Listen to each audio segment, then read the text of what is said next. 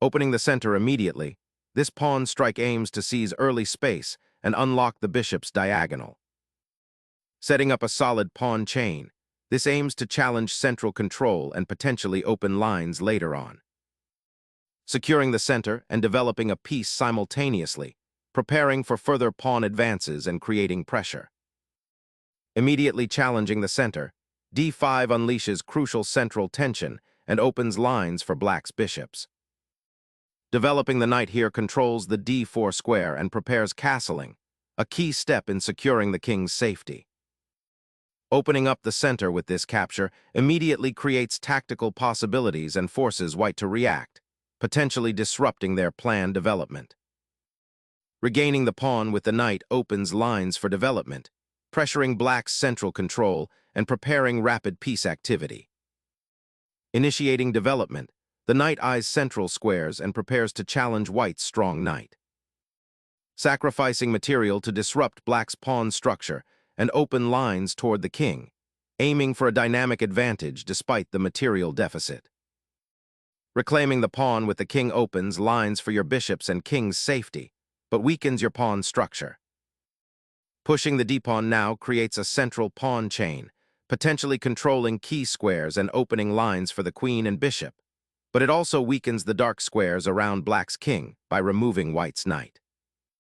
Developing the bishop to d6, black aims to quickly bring the piece into the game and support a potential pawn push on e5, while also eyeing the d4 pawn. This piece placement offers good central influence and prepares for castling. Unleashing development, the bishop targets the kingside's vulnerable squares, eyeing potential attacks on f7 and setting up a clear threat to the weak d6 pawn, all while asserting greater central control. Securing the king's safety is paramount, and castling here decisively addresses that immediate concern while bringing a rook into potential play.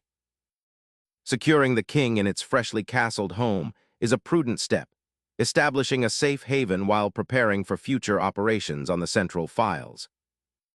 Reuniting the rook with the beleaguered king offers vital defensive support, even if it means temporarily abandoning the central e-file, seeking to build a more secure fortress.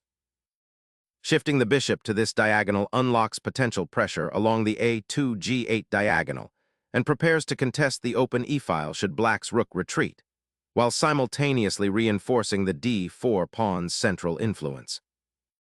Instilling a foothold in the center while preparing for a potential knight outpost on c5 or even e5 is the immediate aim. Shifting the knight to the edge often signals an aggressive intent, aiming to exploit the doubled pawn's disruption of black's pawn structure and potentially create attacking chances on the kingside, though it might leave the knight vulnerable to being chased. Repositioning the knight to f8 abandons the central squares and prepares a slow kingside buildup, potentially aiming for a later g5 push, but it surrenders valuable central influence and might leave the kingside slightly exposed to white's active pieces. Unlocking the kingside is the primary ambition as the queen joins the assault, eyeing potential weaknesses and preparing for future pawn advances. While black's structure is somewhat compromised by the doubled pawns, white must still navigate a path to exploit the exposed king. Re-establishing the bishop to c7 enhances its defensive capabilities, covering the key d8 square and indirectly supporting the pawn on f6 while also preparing for potential future pawn advances on the queen side.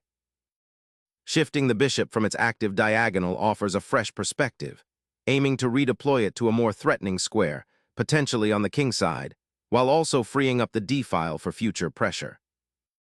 Strategizing for active piece play, black shifts the queen to square 7, a position that subtly reinforces the pawn structure and prepares for potential future pawn advances, while also keeping a watchful eye on the central squares and the open e-file. Seizing the initiative on the king side, the knight's aggressive thrust towards the f5 square initiates a fascinating tactical dance, aiming to exploit the newly formed pawn weakness on g7 and create potential mating threats against black's uncastled king. Unleashing a queen into the heart of white's position, black disrupts the established piece harmony and probes for weaknesses around the castled king. Swapping queens here surrenders the initiative, leaving white's pieces rather static and uncoordinated while black's develop towards the center, a subtle shift that promises future attacking opportunities from a more active structure. Reclaiming the rook on e4 now initiates an interesting phase where black, despite the doubled pawns, seeks active counterplay, aiming to exploit the open file and potentially create threats against white's king. Rerouting the knight to the kingside aims to develop a more active presence, potentially eyeing weaknesses around black's castled king, though it leaves the d4 pawn temporarily undefended and requires careful calculation to avoid tactical skirmishes with black's queen and bishop. The rook repositions, vacating the e-file now that its counterpart has been exchanged, creating a subtle potential for future maneuvering or perhaps supporting a queenside advance once the knight retreats. Unleashing a pawn wedge, white seeks to restrict black's cramped pieces and secure more breathing room on the queenside, potentially preparing to outmaneuver the beleaguered knight and bishop. The pawn storm begins, aiming to destabilize white's central control and potentially open a path for black's king into safety. The bishop on c1 now finds a powerful diagonal, eyeing the weak pawn structure black has created and potentially supporting a pawn pushed down the d-file. Solidifying the bishop's influence on the queenside, this placement subtly pressures white's d-pawn and prepares for potential pawn breaks on the c-file. Liberating the bishop from the congested kingside pawn structure opens avenues for the rook on a1, potentially activating it along the now clear c-file, while simultaneously forcing black's doubled pawns to remain doubled and creating weaknesses that white can exploit. Accepting the recapture on b6 solidifies white's pawn structure on the kingside, but it grants black the crucial open a file for their rook and opens a diagonal for the bishop to potentially eye white's king. Securing the queenside is the immediate objective here, preventing black from exploiting potential weaknesses with a timely b5 push and keeping those pawns on a solid footing. Initiating a subtle repositioning, black's rook embarks on a journey to the queenside, aiming to reclaim activity and survey the file. This rook transfer signifies a proactive approach to engaging white's potentially dominant bishop pair, seeking to disrupt their harmony and perhaps create counterplay on the queenside open lines that might soon emerge. The maneuver hints at a long-term strategy to equalize by exploiting the slightly awkward placement of white's pieces. Re-establishing control over the central files, this deployment of the rook signifies white's intention to exert pressure along the d-file, potentially creating inroads towards black's king or challenging black's pawn structure. A bold relocation of the rook to the open c-file signals an attempt to disrupt white's pawn structure and gain counterplay against the queenside, but this maneuver might leave the d-pawn somewhat exposed to potential future pressure. Consolidating white's central influence and preparing to advance the queenside pawn majority, this move subtly reinforces the d5 square, aiming to restrict black's minor piece activity and potentially create a passed pawn later. A strategic reassessment of the cramped queenside begins, aiming to challenge white's dominant pawn structure and seek active piece play. Shifting the bishop to f3 subtly reinforces the pawn chain and prepares for potential future advances, while also keeping an eye on the central squares. Black aims to redeploy the rook to a more active file, potentially challenging white's control of the d-file and preparing to pressure the isolated d-pawn. The exchange of rooks on the d-file promises a simplification into an endgame where white's slightly more active pieces and control of the c-file might offer subtle advantages, though black's doubled pawns on the b and c files create permanent weaknesses to exploit. The knight's repositioning to d7 opens a crucial diagonal for the queen, simultaneously reinforcing the pawn on e5 and preparing for a potential kingside pawn storm later on. Reasserting central knight presence with the horse's hop offers a chance to pressure the weakened kingside, potentially forcing concessions or creating tactical opportunities as the queenside structure remains somewhat compromised. A sharp eye notices the open central files now begging for occupation, and the isolated pawns that may become targets. The knight repositions to a powerful outpost, eyeing the weak f7 pawn and restricting black's pieces. Reclaiming central space and activating the rook becomes paramount as black eyes the open d-file and potentially eye-catching maneuvers involving the knight. Initiating a decisive material advantage, the knight boldly seizes the isolated rook, aiming to dismantle black's defensive structure by removing a key defender of the weak c-pawn and disrupting black's coordination. This audacious capture simplifies the board dramatically, pushing white towards a more favorable endgame where superior pawn structure and activity will be paramount. The knight's relocation to a more central outpost also threatens further incursions and puts immediate pressure on black's remaining pieces, potentially forcing uncomfortable exchanges or creating new weaknesses. Reclaiming the pawn deficit now seems like the priority, but this exchange opens up the file for white's rook, creating immediate pressure on black's queenside structure.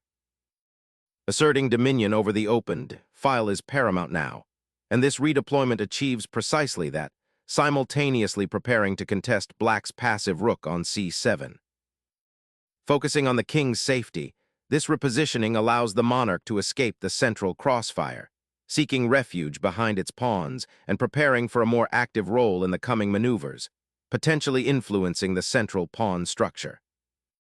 Solidifying the central control and preparing to contest the d-file, the rook's repositioning aims to apply steady pressure and limit black's king's maneuvering options in this peculiar rook-hand pawn endgame where piece activity has been strangely subdued. Exploring central pawn advances, black chooses to consolidate their rook's position, shifting it from the potentially exposed d-file to a more secure square on the c-file, where it can still exert influence on the queen side and potentially support a future pawn push. Securing the king's escape route from potential infiltration along the third rank is a prudent, albeit passive, step, prioritizing prophylaxis over immediate action. Asserting central presence and activating the king's pawn becomes a priority, aiming to disrupt white's positional grip and potentially create dynamic counterplay along the open files. Challenging the rook's position on the fourth rank, this rook lift seeks to activate white's remaining major piece, aiming to exploit any weaknesses that arise from black's somewhat uncoordinated pieces and the open nature of the board. The knight's journey to d7 appears to be a preparatory repositioning, aiming to perhaps support a future pawn push or simply find a more active square, as its current placement on c5 was quite exposed. The king's relocation to f1 aims to untangle the monarch from its precarious central position, seeking refuge on a flank where it can offer better defensive support later, all while preparing for a more dynamic rook maneuver. The king bravely steps into the fray, seeking a more active role in the proceedings as the queens have exited the board, hinting at an endgame transition where royal presence becomes paramount. Re-establishing central kingside presence after the pawn push is a prudent step to consolidate the king's position, avoiding potential weakness on the open diagonal. Anchoring the king firmly in the center offers a stable platform from which to survey the board and prepare for future maneuvers, potentially even for a bold central push if opportunities arise. Repositioning the rook to the fifth rank immediately creates a more active presence, eyeing the weakened b-pawn and potentially preparing a kingside invasion or to support a future pawn push, adding pressure on the otherwise comfortable black defense. Strengthening the kingside pawn structure prevents white's knights from finding comfortable outposts and prepares for potential pawn advances later on, a prudent defensive maneuver in this complex endgame scenario. Consolidating the monarch's safety becomes paramount as the kings begin their central journeys. By repositioning the monarch, white anticipates potential pawn advances and prepares for the inevitable exchange of queens, aiming to steer towards an endgame where pawn structure and piece activity will dictate the victor. The king takes a tentative step towards the center, a bold maneuver in this somewhat static position where pawn structure dominates the conversation. King relocation towards the center begins, aiming to solidify defenses and prepare for pawn advances, while actively eyeing black's isolated d-pawn. Shifting the monarch towards the queen side creates a safe harbor from white's centralized forces, while simultaneously preparing to support the advanced passed pawn should the opportunity arise. The white king's march to d5 now actively supports the pawn majority on the queen side, aiming to create a passed pawn in the coming exchanges, while also keeping a watchful eye on the central squares and potential king weaknesses. The rook abandons its defensive post on the c-file, a decision that could prove costly as the white king boldly advances to the d5 square, potentially establishing an unassailable outpost. Fortifying the king's central presence establishes a formidable anchor, preparing to contest the open files and limit black's potential counterplay stemming from the isolated pawns. Bringing the rook back to the e-file aims to challenge white's control and potentially create counterplay on that open file, though it surrenders the initiative on the king side for now. Instigating a pawn thrust to seize more territory on the queen side, this initiative aims to displace the enemy rook and potentially open lines for your own pieces, creating imbalances for the approaching endgame. Securing the king's safety by marching it towards the center, the black monarch bravely ventures into the heart of the board, preparing to become an active participant in the unfolding middle game skirmish. Pushing the pawn here opens a runway for the rook to become a dynamic attacking piece on the queen side, bypassing the pawn chain and potentially disrupting black's defenses or creating weaknesses. Initiating a royal procession, this king's march aims to activate the monarch and disrupt white's pawn chain, seeking a safer haven while simultaneously pressuring white's pieces and potentially opening avenues for counterplay through the central files. Challenging the pawn chain's anchor on d6 now forces a reevaluation of black's defensive structure and opens up possibilities for white's rooks to infiltrate. Navigating to safety on the queen side presents an opportunity for the black monarch to escape the pawn structure's confines. Opening the a-file decisively, this pawn thrust forces a confrontation, potentially isolating black's rook and creating an exploitable pathway for white's king to join the attack. The f6 advance boldly challenges white's central pawn structure and seeks to activate black's pieces, aiming to disrupt white's pawn majority on the queen side and potentially open lines for counterplay, though it also weakens the dark squares around black's king. Reclaiming the central files becomes paramount as your king tentatively steps into this more active square, aiming to consolidate its position and potentially support a pawn advance. Reclaiming the central outpost on **c5 with the knight is a decisive positional adjustment, aiming to disrupt white's pawn chain and potentially activate the knight on a more useful diagonal, a stark contrast to its current passive placement on **b6. Pivoting the bishop to the king side opens a fresh diagonal, eyeing potential weaknesses around black's monarch should the pawn structure shift. A crucial strategic pivot is initiated, aiming to centralize the black monarch and prepare for potential rook activity along the c-file, while simultaneously acknowledging the newly opened diagonal for the white bishop. Sharpening the attack, the rook slides over, using the open diagonal to force the black king into a precarious position and prepare for further incursions onto the c-file. The black king is forced back, now exposed along the c-file, which white is poised to dominate after the upcoming capture. Sacrificing the bishop on h7 opens a direct assault on the black king, creating immediate attacking chances despite the material deficit.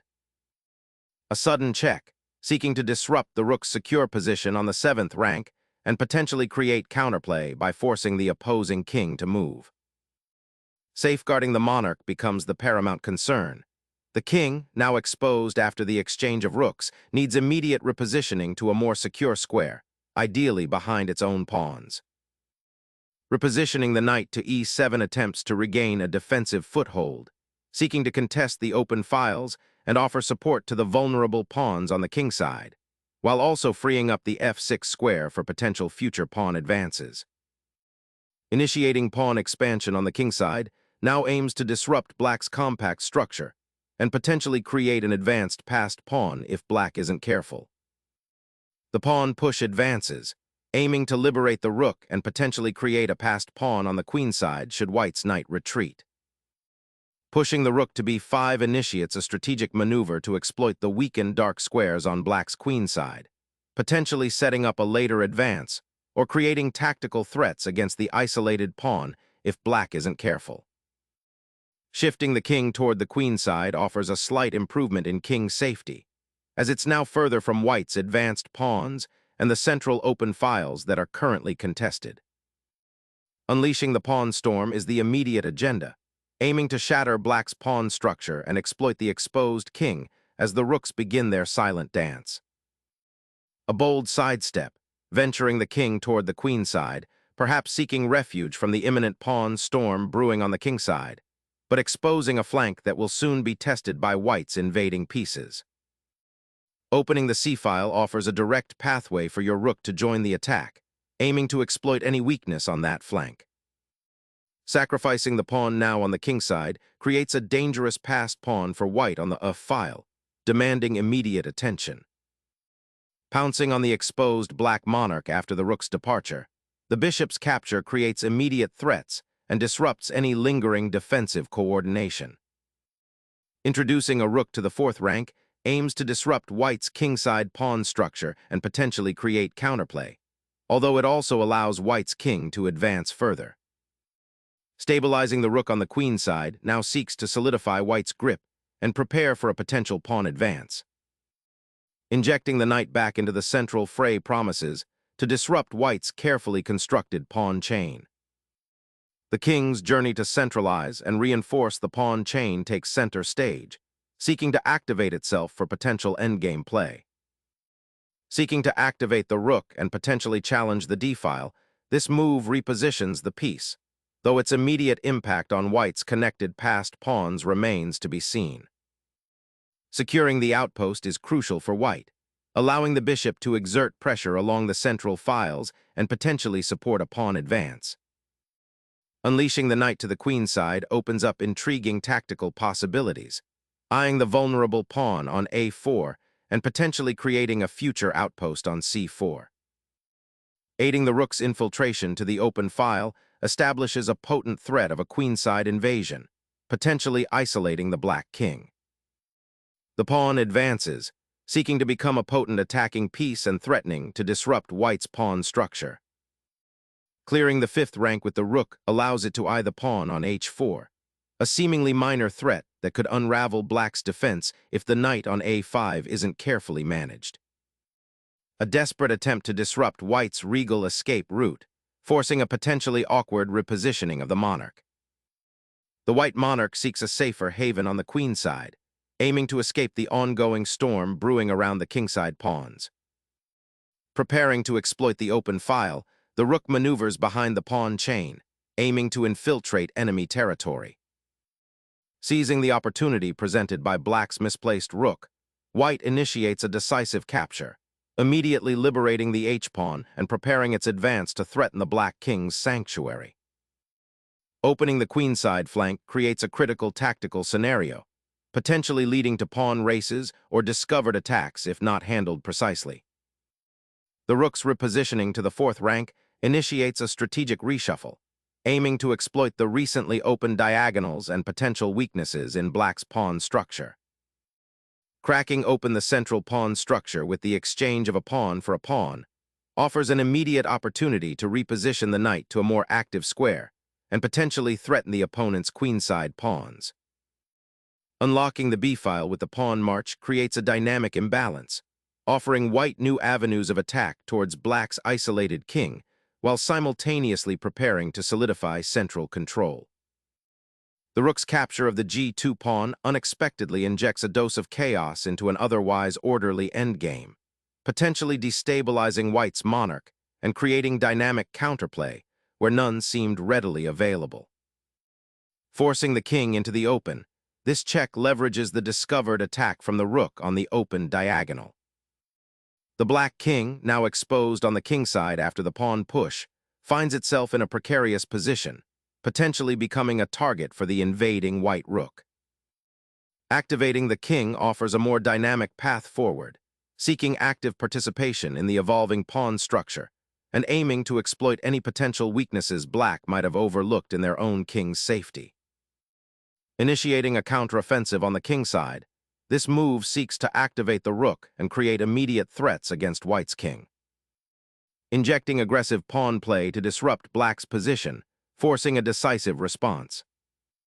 The knight's repositioning to b7 aims to bring it back into the fray, potentially supporting a pawn push or defending against white's aggressive rook on f6, while also preparing for a potential foray onto c5 to contest that central square. A bold repositioning of the monarch, seeking refuge on the queenside while initiating a subtle pawn advance that might just crack open the kingside defense.